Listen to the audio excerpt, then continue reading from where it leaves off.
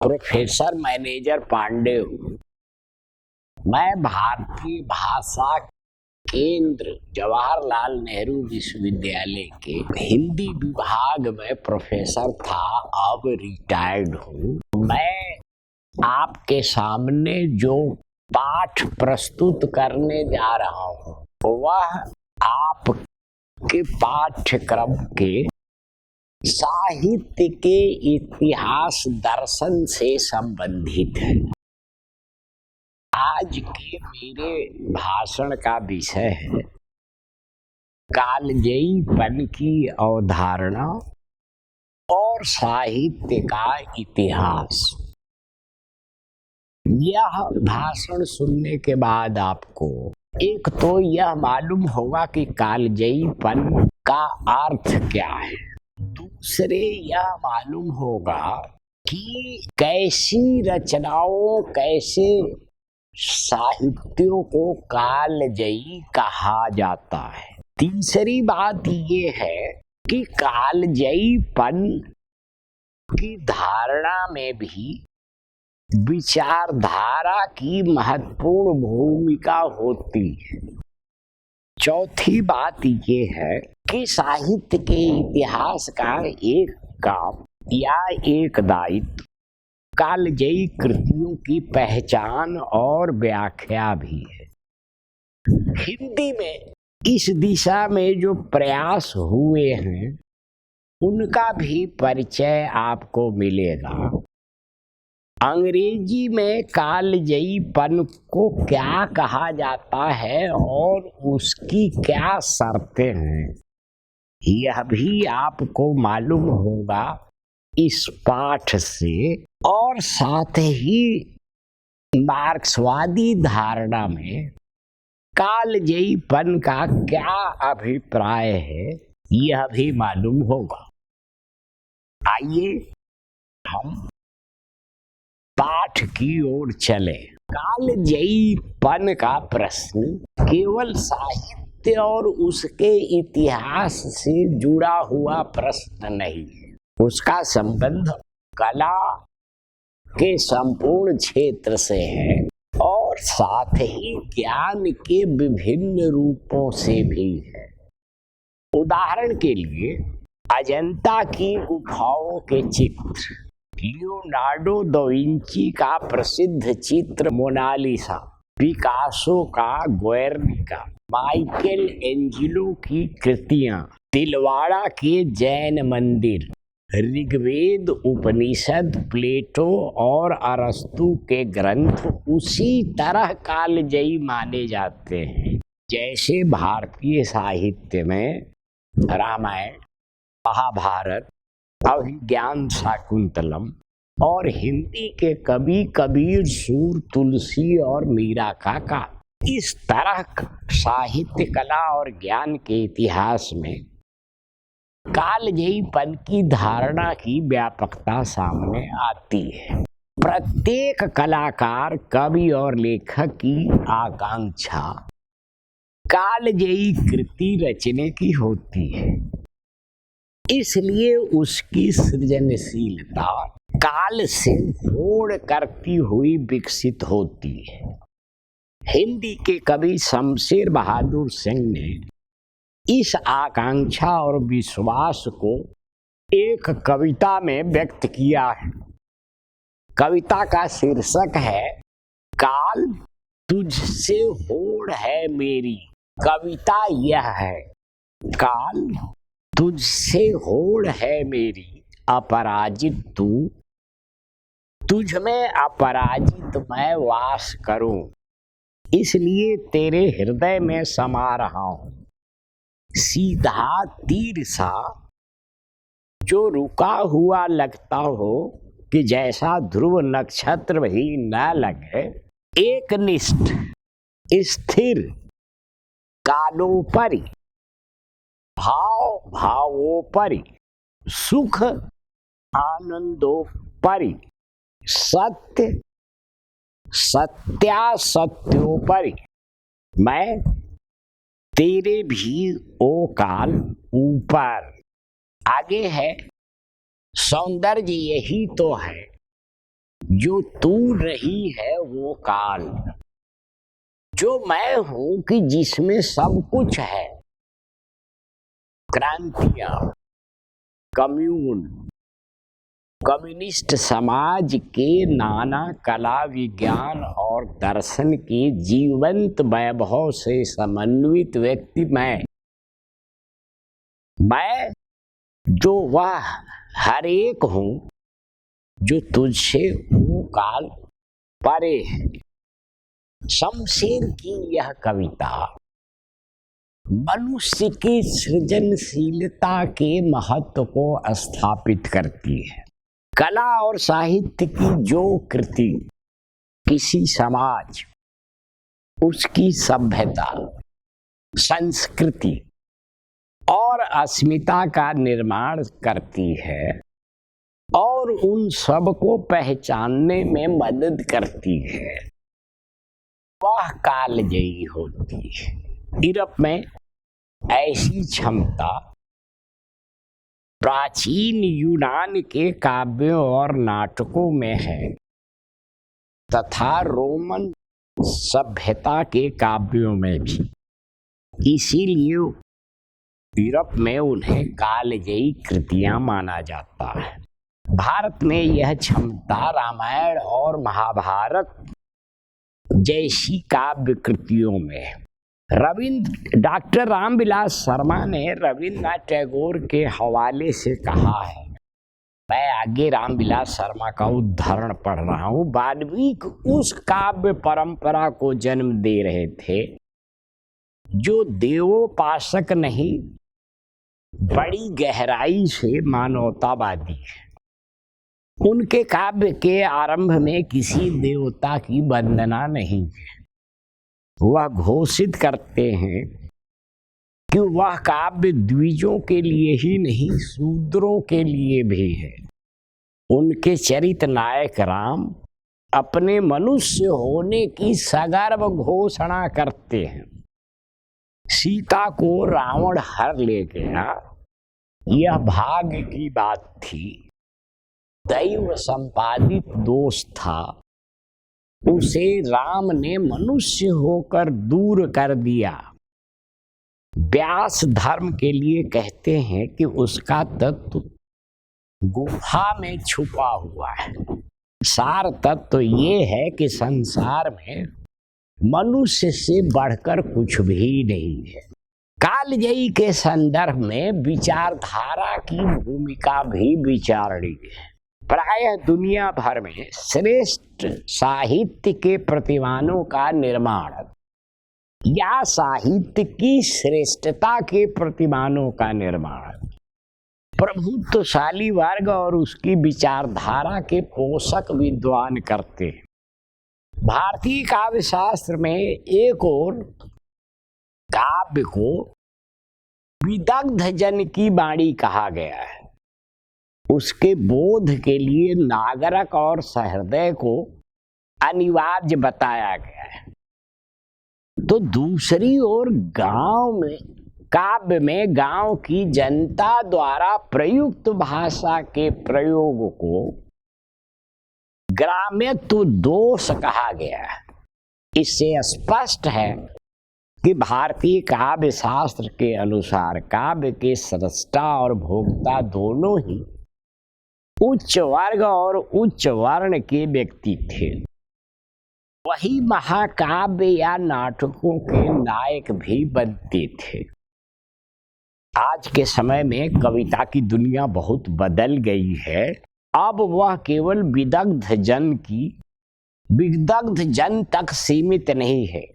हिंदी में भक्ति काल के दो कवि कालजयी माने जाते हैं। एक है कबीरदास और दूसरे तुलसीदास। इन दोनों की कविता को अलग अलग वर्गों और विचारधाराओं के लोग स्वीकार और अस्वीकार करते हैं। यही नहीं, स्त्रीवादी दृष्टि ने मीरा के काव्य का नया मूल्यांकन किया है और उनको कालजयी कवि के रूप में स्थापित किया है। साहित्य के इतिहास का एक दायित्व साहित्य के मानदंडों या कालजयी कृतियों की पहचान और व्याख्या भी। हिंदी में ऐसा प्रयत्न बहुत कम हुआ है। बहुत पहले मिश्र बंधुओं ने हिंदी नवरत्न नाम की एक पुस्तक लिखी थी, जिनमें हिंदी के 9 कवियों को हिंदी कविता का रत्न कहा गया था। यह एक तरह से प्रतिमान निर्माण का प्रयत्न था। हिंदी नवरत्न पहली बार 1910 में छपा था। इसमें हिंदी के 9 कवि वे हैं गोस्वामी तुलसीदास, महात्मा सूरदास, महाकवि देवदत्त या देव, महाकवि बिहारी लाल त्रिपाठी बंधु, जिसमें भूषण और मतिराम आते हैं, महाकवि केशवदास, महात्मा कबीर दास, महाकवि चंद बरदाई और भारतेंदु बाबू हरिश्चंद्र। हिंदी नवरत्न में कवियों के रत्न या मानदंड या कालजयी होने का कोई आधार स्पष्ट नहीं किया गया है। कवियों का क्रम और उनका कालजयीपन मिश्र बंधुओं की कविता संबंधी समझ पर आधारित है। मिश्र बंधु रीतिकाल के प्रशंसक थे, इसलिए हिंदी कविता के नवरत्नों में 5 रत्न रीतिकाल के ही हैं। कबीर की कविता के महत्व के बारे में मिश्र बंधु दुविधाग्रस्त थे, इसलिए हिंदी नवरत्न के पहले संस्करण में कबीर हिंदी कविता के रत्न नहीं थे। दूसरे संस्करण में वे नवरत्नों में शामिल हुए। तीसरे संस्करण में तीसरे स्थान पर, लेकिन बाद के संस्करणों में वे देव, बिहारी, भूषण, मतिराम और केशवदास के बाद रखे गए। यह एक तरह का मनमानापन ही था। महावीर प्रसाद द्विवेदी ने 1912 में हिंदी नवरत्न की लंबी समीक्षा लिखी थी। उस समीक्षा में द्विवेदी जी ने मिश्र बंधुओं की न्यायशीलता, मानसिक दृढ़ता और सत्यपरता की प्रशंसा की है, पर साथ ही उनकी निर्भीकता और विचार स्वातंत्र की भी प्रशंसा की है। लेकिन द्विवेदी जी ने यह भी लिखा है कि जिन कवियों के चरित्र और उनकी पुस्तकों की आलोचनाएं हिंदी में हैं, उन्हें लेखकों ने रत्न श्रेणी में रखा है, परंतु इस श्रेणी का लक्षण क्या है यह उन्होंने नहीं बताया है।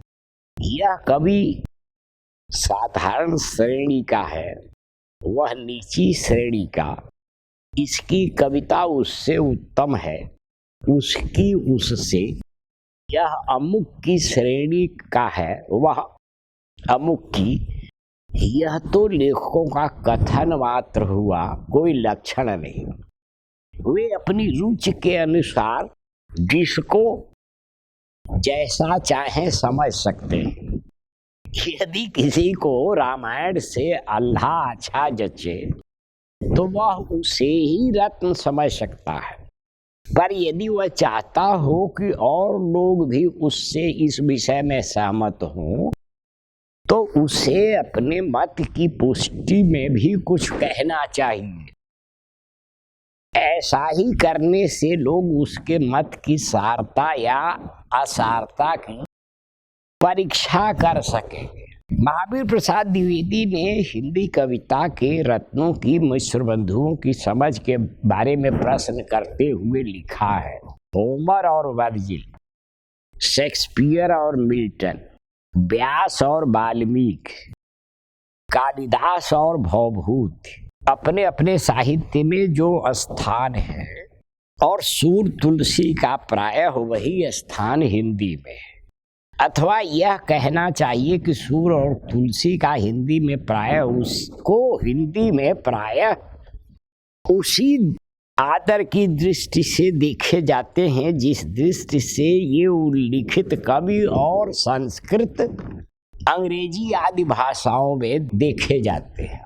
ये बहुत लंबी समीक्षा है, मैंने उसका थोड़ा सा उदाहरण आपके सामने दिया है। इस समीक्षा के अंत में द्विवेदी जी ने यह भी लिखा है कि जिसने उच्च भावों का उद्बोधन नहीं किया, जिसने समाज, देश या धर्म को अपनी कविता द्वारा विशेष लाभ नहीं पहुंचाया, जिसने मानव चरित्र को उन्नत करने योग्य सामग्री से अपने काव्यों को अलंकृत नहीं किया, यदि वह भी महाकवि या कविरत्न माना जाएगा, तो प्रत्येक देश क्या, प्रत्येक प्रांत में भी सैकड़ों महाकवि और कविरत्न निकल आवेंगे। अब मैं आपके सामने अंग्रेजी साहित्य में कालजयी का क्या अर्थ, संदर्भ और उसकी व्याख्या है, वह चर्चा करना चाहता हूँ। अंग्रेजी में कालजयी को क्लासिक्स कहा जाता है। क्लासिक का या कालजयी का एक अर्थ महान भी है। अंग्रेजी के प्रसिद्ध कवि और आलोचक टी.एस. एलियट ने क्लासिक्स पर लंबे समय तक गंभीरता से विचार किया। उनका एक निबंध 1942 का है, जिसका शीर्षक है the classics and the man of letters. इस निबंध में एलियट ने लिखा है कि राष्ट्रीय साहित्य के संदर्भ में ही कृतियों के कालजयीपन पर विचार होना चाहिए। उन्होंने यह भी लिखा है कि साहित्य के इतिहास में केवल महान कवियों और लेखकों की चर्चा और चिंता पर्याप्त नहीं है, उसमें साधारण लेखकों की भी चर्चा होनी चाहिए, क्योंकि वही अपने समय के साहित्य में सहमति और वातावरण का निर्माण करते हैं। यही नहीं, वे बड़े बड़े लेखकों के पाठकों का भी निर्माण करते हैं। यह लेख टी.एस. एलियट के निबंधों की संपादित पुस्तक सेलेक्टेड प्रोज से लिया गया है। एलियट के अनुसार साहित्य का इतिहास महानता से अधिक महत्वपूर्ण है, अविच्छिन्नता, जिसका निर्माण साधारण लेखक करते हैं। कभी कभी छोटे लेखक अपने महान पूर्ववर्तियों के विरुद्ध विद्रोह ही करते हैं। टी.एस. एलियट का इस विषय पर एक दूसरा निबंध है, व्हाट इज क्लासिक्स। यह निबंध 1944 का है। वे कहते हैं कि किसी लेखक या रचना के कालजयीपन की खोज ऐतिहासिक संदर्भ में की जानी चाहिए। ऐतिहासिक का अर्थ है समाज, भाषा और साहित्य से जुड़ा हुआ है। ऐतिहासिक का अर्थ समाज, भाषा और साहित्य से जुड़ा हुआ है। उनके अनुसार कालजयीपन की पहली शर्त है परिपक्वता। कालजयी रचना तभी लिखी जाती है जब वह जिस समाज की रचना हो उसकी सभ्यता में परिपक्वता हो, और साथ ही उसकी भाषा और उसके साहित्य में भी। प्रायः कालजयी रचना परिपक्व मानस की उपज होती है। एक व्यक्ति की तरह एक समाज और उसका साहित्य हर प्रकार से एक ही समय परिपक्व नहीं होता। रचना की भाषा में परिपक्व मानस का एक अर्थ परिपक्व रचना की रीति भी है। रचना की भाषा में परिपक्वता तब आती है जब रचनाकार के मानस में अतीत का आलोचनात्मक बोध हो, वर्तमान में विश्वास हो और भविष्य के बारे में कोई संदेह न हो। किसी समाज में साहित्य की सृजनशीलता में उच्च स्तर होने की निरंतरता परंपरा बोध से जुड़ी हुई हो, तभी रचना में मौलिकता और जीवंतता आती है। कालजयी कृतियों में केवल अंतर वस्तु में ही परिपक्वता नहीं होती, बल्कि भाषा और शैली में भी होती है।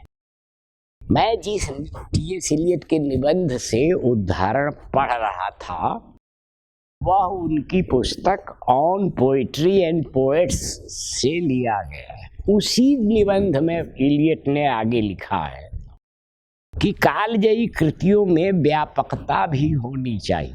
यह व्यापकता रचनाकार के मानस की परिपक्वता से आती है। मानस की परिपक्वता के लिए इतिहास बोध जरूरी होती है। यह इतिहास बोध तभी सार्थक होता है जब रचनाकार अपने समाज के साथ साथ अन्य समाजों के इतिहासों के बारे में भी सजग और सचेत हो। कभी कभी स्थानीयता का आग्रह रचना को सीमित बनाता है। टी.एस. इलियट के अनुसार शैली की परिपक्वता के लिए अपनी भाषा में निहित काव्यत्व की पहचान जरूरी है। किसी साहित्य के इतिहास में कालजयी कृति का आना प्रायः वरदान माना जाता है, लेकिन कभी कभी वह अभिशाप भी साबित होता है, क्योंकि वह कालजयी कृति भावी रचनाशीलता के लिए संकट बन जाती है। इसीलिए नए कवियों को अपनी रचनाशीलता की नई भाषा, नई शैली, नई काव्य चेतना की खोज करनी पड़ती है। यह स्थिति साहित्य के दूसरे रूपों में भी दिखाई देती है। प्रेमचंद का गोदान एक कालजयी कृति है, इसीलिए उसके बाद हिंदी में वैसा उपन्यास लिखना संभव नहीं रहा। यही कारण है कि जैनेन्द्र और अगे ने अपने लिए नई कथा दृष्टि और नई कथा भाषा का आविष्कार किया। बाद के कथाकार प्रेमचंद की राह पर चलकर बड़े कथाकार नहीं बन सकते थे। यही कारण है कि फणीश्वर नाथ रेणु ने मैला आंचल में प्रेमचंद से भिन्न कथा दृष्टि, कथा संरचना और कथा भाषा को विकसित किया। इलियट ने ठीक ही लिखा है कि महान कविता बाद में वैसी ही महान कविता की रचना को मुश्किल बना देती है। इलियट के अनुसार हम जिस समाज में रहते हैं और जिस भाषा को बोलते हैं और साथ ही जिस संस्कृति के हिस्से हैं, उस सभ्यता ने अगर अतीत में महान साहित्य पैदा किया है तो हम उस पर गर्व करते हैं, पर साथ ही हमें यह भी विश्वास होना चाहिए कि हम भविष्य में रचनाशीलता के स्तर पर ऐसा कुछ स्वयं कर सकते हैं। अगर हम भविष्य में विश्वास नहीं करेंगे तो अतीत भी हमारे लिए अर्थहीन होगा और तब वह अतीत एक मृत सभ्यता का अतीत होगा। कभी कभी किसी भाषा के साहित्य में कालजयी कृति का रचा जाना सौभाग्य की बात होती है। इलियट के अनुसार कालजयी कृतियां भी दो तरह की होती हैं। कुछ कृतियां सापेक्ष कालजयी होती हैं और कुछ निरपेक्ष। सापेक्ष वे होती हैं जो अपनी भाषा में कालजयी होती हैं, लेकिन निरपेक्ष वे होती हैं जो दूसरी भाषाओं के संदर्भ में भी कालजयी मानी जाती हैं। सापेक्ष कालजयी कृतियों में वैसी गूढ़ता और परिपक्वता नहीं होती जैसी निरपेक्ष कालजयी कृतियों में होती है। निरपेक्ष कालजयी कृतियों में जो पूर्णता होती है वह भी सापेक्ष कालजयी कृतियों में नहीं होती। निरपेक्ष कालजयी कृतियों में एक समाज की संपूर्ण प्रतिभा प्रकट होती है, इसीलिए कालजयी कृतियों में समग्रता की खोज और पहचान जरूरी है। उस समग्रता में एक समाज की अनुभूतियों की विविधता के साथ साथ उस समाज के चरित्र की भी अभिव्यक्ति होती है। जब कोई कृति अपनी भाषा के प्रसंग में समग्रता से संयुक्त होती है और उसी मात्रा में अन्य भाषाओं में भी समग्रता का बोध जगाती है, तब वैसी कृति को सार्वभौम कहा जाता है। भारत में ऐसी दो साहित्य की कालजयी कृतियां हैं, वे हैं रामायण और महाभारत। भारत की अधिकांश भाषाओं के साहित्य को रामायण और महाभारत ने प्रभावित किया है। मार्क्सवादी परंपरा में भी साहित्य के कालजयीपन पर विचार हुआ है। इसकी शुरुआत स्वयं कार्ल मार्क्स ने की थी। Introduction to the critique of political economy नाम की पुस्तक में मार्क्स ने समाज के विकास से कला के विकास के असमान संबंध पर विचार किया है। मार्क्स ने लिखा है कि प्रगति की धारणा को अमूर्त रूप में नहीं समझना चाहिए।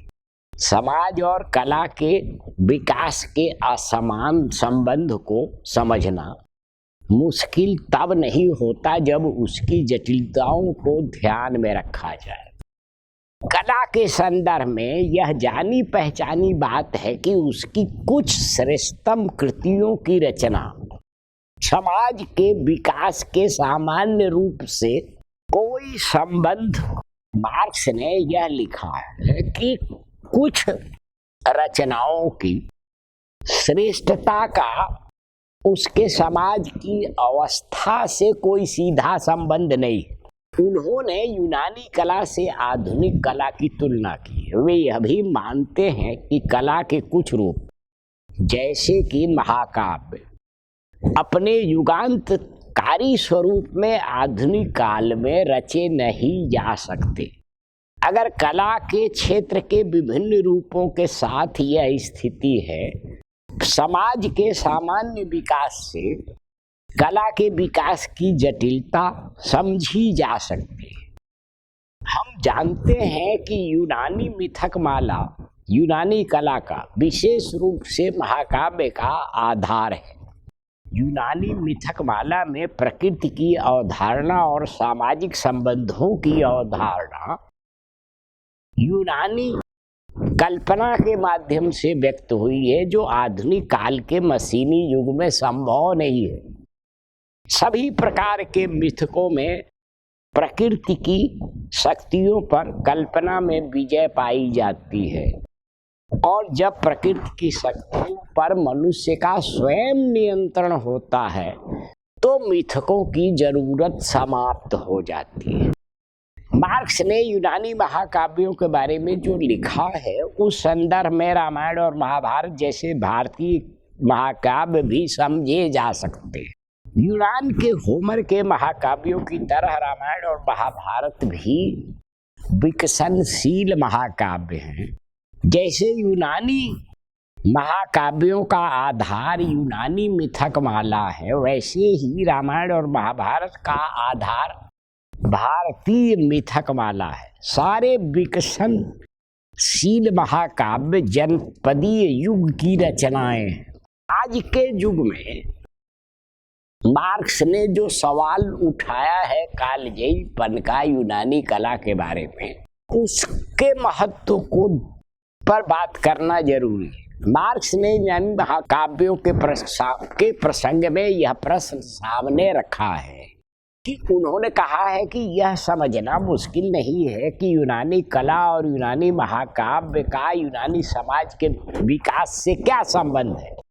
सबसे अधिक कठिनाई यह समझने में होती है कि वे कलाकृतियां और महाकाव्य अब भी हमें सौंदर्य बोधीय आनंद क्यों देते हैं, और अब भी वे मानदंड और अलभ्य आदर्श क्यों बने हुए हैं। इस तरह मार्क्स के अनुसार जो कलाकृतियां और साहित्यिक रचनाएं अनंत काल तक सौंदर्य बोध ही आनंद दे और अलभ्य आदर्श बनी रहे, उन्हें ही कालजयी कहा जा सकता है। मार्क्स ने यूनानी कला और महाकाव्य से मिलने वाले सौंदर्य बोध को समझने की कठिनाई का भी उत्तर दिया है। यूनानी कला और महाकाव्य उनके अनुसार मानवता के बचपन की अभिव्यक्तियां, इसीलिए वे आज भी हमें आनंद देती हैं। वे यह भी मानते हैं कि अपरिपक्व सामाजिक अवस्थाएं ही ऐसी कलाकृतियां पैदा करती है जिनकी पुनरावृत्ति नहीं हो सकती। मार्क्स ने यूनानी कला से अनंत काल तक मिलने वाले जिस आनंद की बात की है, उसकी तब से लेकर अब तक लगातार अनेक व्याख्याएं होती रही हैं और उस पर विवाद भी होते रहे। स्टेफान मोरावस्की एक प्रसिद्ध मार्क्सवादी सौंदर्य शास्त्री, उन्होंने लिखा ये है कि यूनानी महाकाव्यों में आधारभूत मानवीय मूल्यों की अभिव्यक्ति हुई है, इसीलिए वे अब भी हमें आनंद देती हैं। इससे अलग मैक्स रेफल नाम के एक विचारक ने लिखा है कि उस यूनानी कला के प्रसंग में 3 बातें ध्यान में रखने की है। पहली बात ये कि यूनानी कला में रूपात्मक सामंजस्य की अभिव्यक्ति है, इसलिए वे कालजयी है। दूसरी बात ये है कि जिन कलाकृतियों में समाज की समग्र सार्थकता व्यक्त होती है वे कालजयी होती है। तीसरी बात यह है कि यूनानी कला में उच्चतम मानवीय मूल्यों की अभिव्यक्ति हुई है और उनके माध्यम से मनुष्य की मनुष्यता के प्रमाण मिलते हैं। 20वीं सदी के कुछ और मार्क्सवादी विचारकों ने इस प्रश्न पर विचार किया है।